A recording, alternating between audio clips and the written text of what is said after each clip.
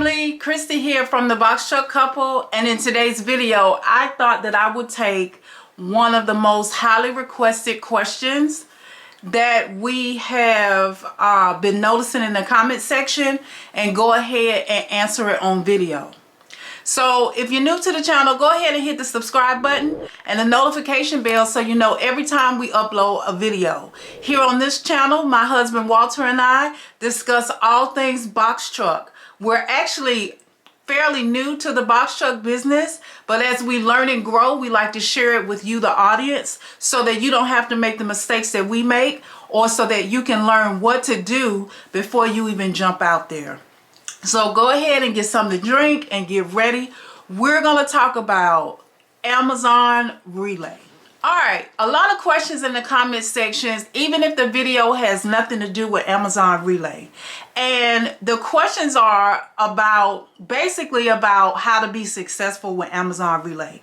And I know that it feels kind of scary, especially for those of you that are just starting to even apply for your authority or get into the box truck business, or who are trying to get approved for Amazon Relay and are going through that process. So before you even get started, I wanted to talk about some do's and don'ts of Amazon Relay so that you can be successful. One of the biggest things you're going to hear about is performance score. And so I wanted to share with you, excuse me for looking down, I'm going to pull up my notes on my phone. I wanted to share with you some things that we've learned about Amazon Relay. Just to qualify us, we started, we became active on May 17th, and in the same day we applied for Amazon Relay. It took about 4 to 5 days for us to get approved, but we got approved within a week of applying for Amazon Relay. Now, I understand that the process has changed. As a matter of fact, there are quite a few people that have been sharing with me via email, DMs on Instagram, and different places that they got rejected, or that they were told that they could not apply for 10 days. So that has changed. As a matter of fact, there are a lot of things that are changing with the Amazon Relay program. And so that's why I wanted to make this video. Now, first things first, when you first get approved for Amazon Relay, it could be difficult to even see loads on the load board because of how things are set up right now.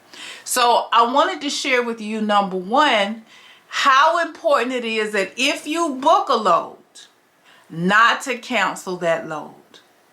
Now let me give you a scenario of when that would happen. You're on the load board, you're super excited because you've been trying to find loads for a couple days, or you see a bunch of loads and you go ahead and say, oh, there's enough loads up here, let me go ahead and plan my whole week, and you just book. Okay, I'm here in Atlanta. So say for instance, I book a load going from one of our sites here in Atlanta, say ATL 6, to Birmingham, Alabama. And the load says that it's paying $312. So I booked the load. The load is going to be for, I don't know, the next day, a couple days from now, whatever day it's going to be for, it's going, and I booked it for $312.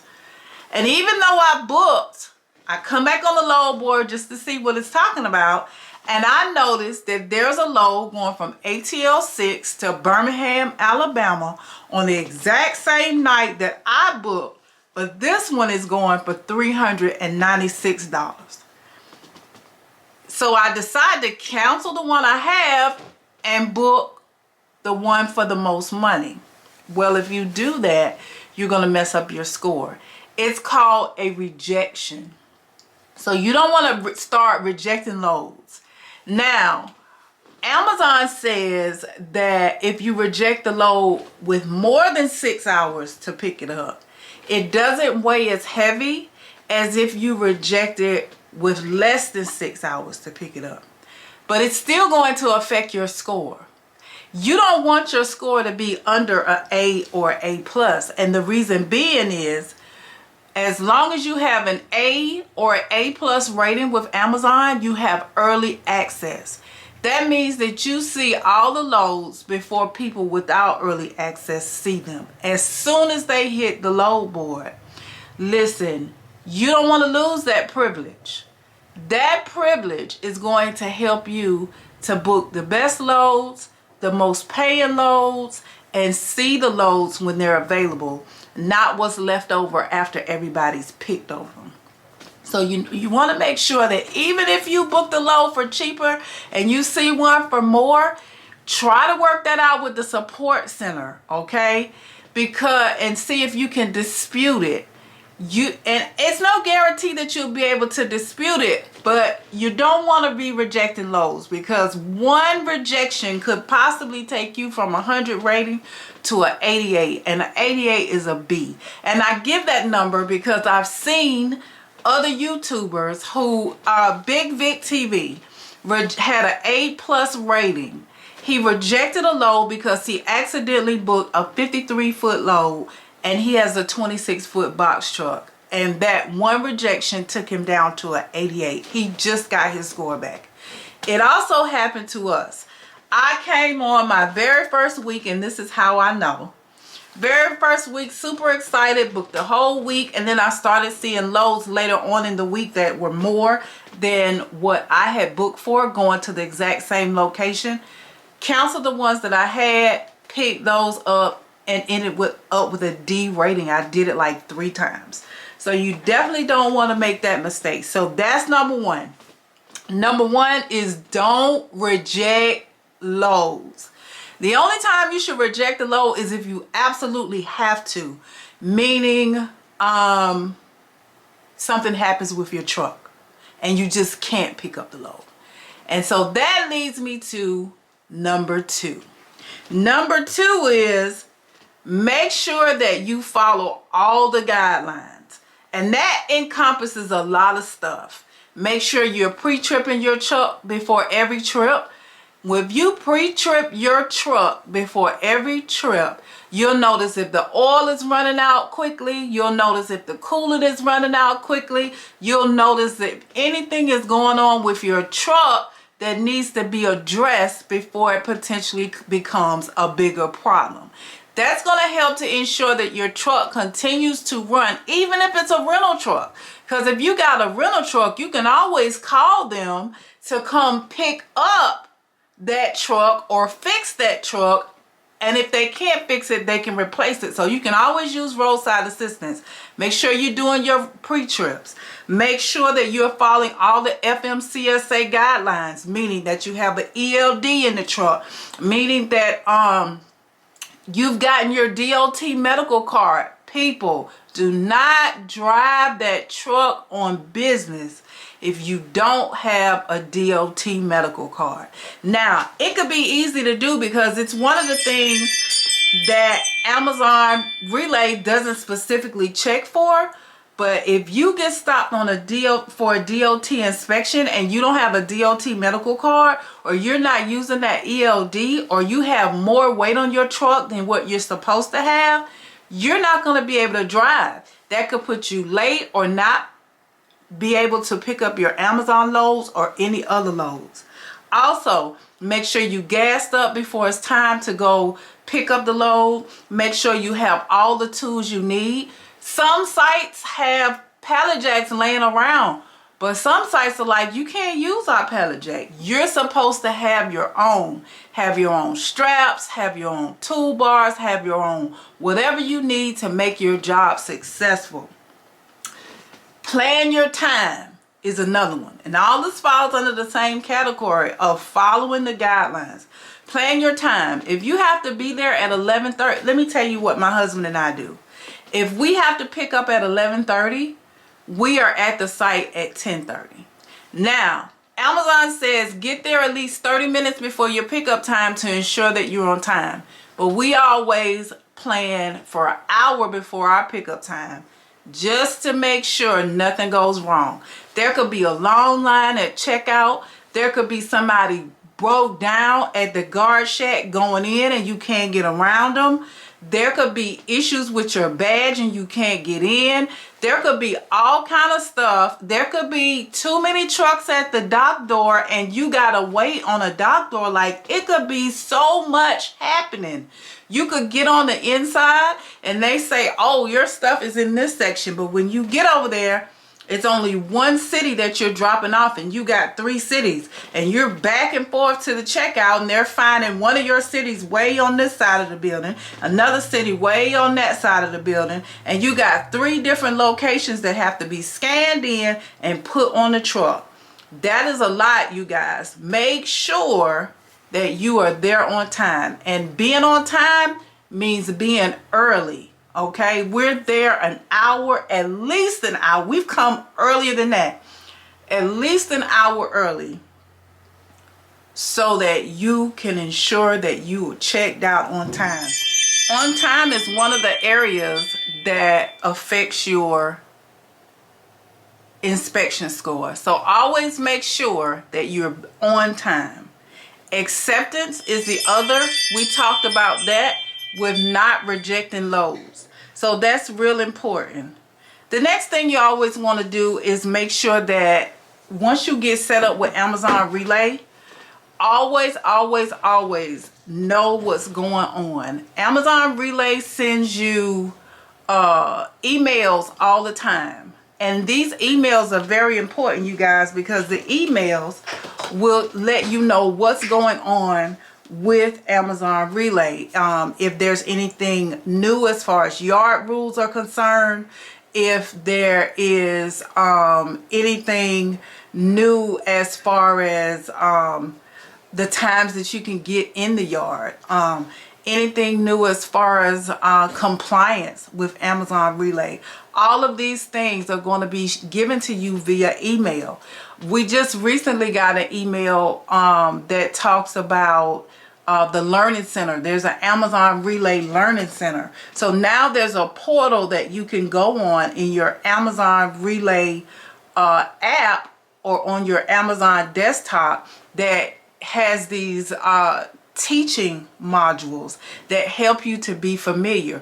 There are also classes, and I'll have them here on the screen, different classes that you can take for Amazon Relay so you know the rules. It's one of the reasons that I know, and I answer this question all the time about the size of your box truck. A lot of people are confused that you can use any size box truck. The Amazon requirement is a 26-foot box truck with a lift gate. In the past, it has said 24 or 26, and there are still some 24 footers, but Amazon Relay has changed that. So always be aware of what they're saying via email, the portal, take the classes. There's an Amazon Relay class, there's a box truck class. There are 4 different classes that they provide every week on specific dates at the same time. To always be up to date on what's going on with Amazon Relay so that you know exactly how to handle your business in picking up those loads. Now, that's 3 things that we've already talked about. The 4th thing I want to talk about is making sure that you always want to have more than one egg in your basket, but you don't want to have too many eggs in the basket. And what I say by that is a lot of owner-operators, box truck drivers that do Amazon Relay, it's not the only thing that you do, and that's great. My husband and I don't just do Amazon Relay. As a matter of fact, we barely do Amazon Relay, but we keep that egg in the basket because you always need something else. You can't depend on one thing, right? And so you never want to pile too much, because you don't ever want to be in a position where you have to start telling somebody no. You could be on an OTR load and have already booked an Amazon Relay load and you can't make it in time. Now you have to reject the load. Now it affects your score. Or you got so many Amazon Relay so much Amazon Relay work scheduled that you don't have time for those other obligations that you've already made with other brokers and other loads. So you want to have more than one. You got to find a balance. That's the biggest thing. You have to find a balance What days am I going to do OTR or other loads other than Amazon, which don't necessarily have to be OTR. They could be local loads. They could be other people that you've signed up with, like Mothership and different things like that. But you don't want to have so much stuff going on that you can't do it all, or that you're exhausted. You got to be able to rest. You got to be able to rest, and you got to be able to make money. And so you have to find a balance to be able to do that. And coming into this business with that in mind is a great thing, because you could easily get overwhelmed trying to make the money, trying to make the money, trying to make the money, trying to make the money, especially as a new owner operator that has invested so much money into this business, and you're anxious to see money coming back out of it, right? You could get really overwhelmed, and it could affect your mental state. It could affect your bank account. It could affect your truck because you're putting too much on it. Everybody got to get some rest. Everybody, including that truck. So far we've talked about not rejecting loads, being on time, following the safety guidelines, taking the classes, being well rested. And this last one, and this is the last one I'm going to talk about, is for you owner operators that hire drivers. You guys, first of all, you jump into the business, you've never run a load, and you hire a driver. How can you do that? How can you set expectations for somebody and you have never experienced, you don't know what to expect yourself? Like, you can't teach me how to be on time at Amazon, to go in there, scan their product, load the truck, deliver the best GPSs to use outside of Amazon Relay. You want to run that one, but you also want to have a different one so you have options. You can't teach me that if you've never done it, right? You cannot teach me to be successful on this box truck if you've never done it. So the first thing is, I encourage owner operators who are getting drivers to experience it yourself. Take 2 weeks to a month and go out there. See what it's like. Learn Amazon Relay. Do what you got to do. Set up consultations with people. It don't have to be me. It could be anybody that has the experience and that is willing to teach you. Set up a consultation. Set up some training. Take these classes. Learn the business. Do it hands-on. That way, when it's time to hire somebody, you know exactly what you're talking about, because it's from experience, not from what you've seen on YouTube from somebody else. So, then once you have the experience, look for dependable people. Check their backgrounds. Verify their experience. Make sure it's somebody, give them a probationary period. Make sure you can depend on the people that you're hiring to drive your truck, because if you can't depend on them, they're not affecting their Amazon score. They're affecting your Amazon score. Okay? So they got to understand the importance of being on time. They have to understand the importance of following the safety guidelines in case they get stopped. They're on your insurance. Okay? They're affecting your Amazon score. Okay? Make sure that you're hiring dependable people. And in order for you to know what a dependable person is, you have to be dependable. So do what you say you're going to do. Follow the guidelines. If you're following them, they're going to follow them. If you're on time, they're going to be on time. So, that's just our advice to you. I hope this was helpful. I hope you take it all in. But most importantly, I hope each and every one of you is successful in your new box truck business. If you have any questions, make sure to put them in the comment section below. If you're interested in a consultation with the Boxtruck couple, all of the information will be in the description box. If you're not sure how to use the description box, I'm going to pull up a video. And I did this on my other channel.